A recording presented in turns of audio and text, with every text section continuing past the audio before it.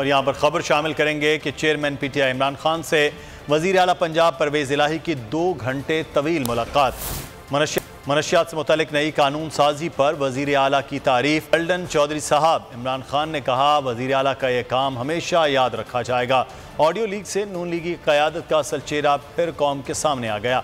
PTI और काफली का हर सियासी चैलेंज का मिलकर मुकाबला करने पर इत्तेफाक।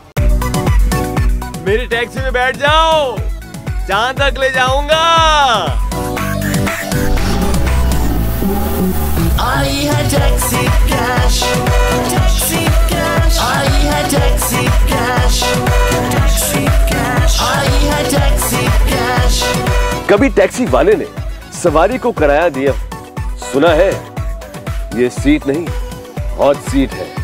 अब जिंदगी में करेंगे ऐश, क्योंकि आ गई है टैक्सी कैश।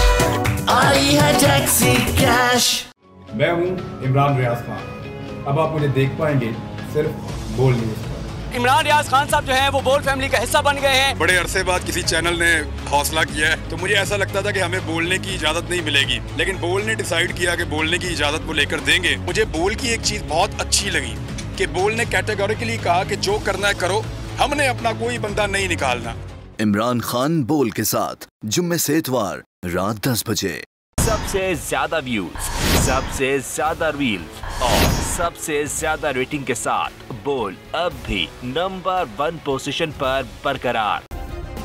सब्सक्राइब करें और बेल दबाएं ताकि कोई खबर रह न जाए।